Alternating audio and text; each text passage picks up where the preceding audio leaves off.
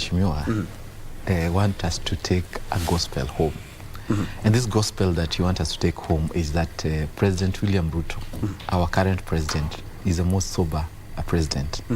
You keep on repeating that, it might not go well. What the president needs to do now is to negotiate with entire country. Negotiate with them, tell them in soberness, like you're saying, in soberness, this is what I want to do, this is what I've managed to do, data are there to see, but not to assume that what he says or what he has said or you, the Kenya Kwanza government supporters are saying is what the real Wanjiku want. We are living in a time where Wanjiku is not a person you tell, I'll bring you internet and say that is what I wanted. I'll give you fertilizer, that is what I wanted. The reason why the Jubilee government, which President Ruto was part of it, actually was the second in command, is because it came in with a lot of infrastructure. Kenya is so well versed in infrastructure. Kenya is so well versed in internet that is saying every village has a fiber connection. That was through the advantage of President Uhuru Kenyatta in the aid of Deputy President then, William Ruto. What am I saying? Let me inject. Let me finish this statement so I don't lose there, because I want. I'm actually trying to get an entry on how I can support your government, which is trying so hard to explain on the things that it wants to do. This hustler fund, the Bible says that we all quote that a person who lends to you, you've become a lender.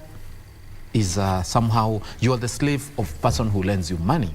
Hustler fund is good, but this hustler fund needs to actualize a way that when you get it at the first time, you can be in a position of advancing your life.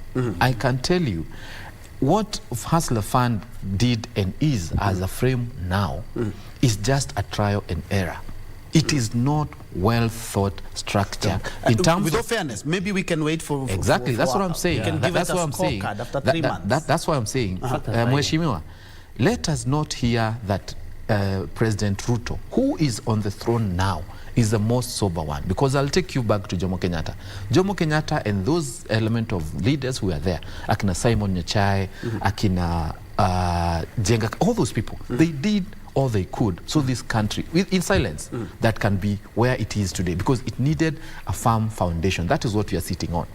But when we see a celebration like Jamhuri Day, instead of elementing what this country has been and what we are building on, we are seeing some comedies around, and we are valuing people from outside and not forgetting the leaders, forgetting our heroes. We are losing grounds in terms of foundation. Anyway, if we move from the foundation of this country to other foundations trying to make it now, we may have a loose ground. So am I saying, let's build on what has been. Let's improve on that. That is what will give us soberness. Not when we start now doing other foundation or who are heroes in terms of our, as an African or as Kenyans or as a region, so that we can move forward. But this idea of picking this and putting it, saying about internet, saying about Google, saying these things are not bringing us foundation. These things are not going to grow our youth. Lily wants to differ with you on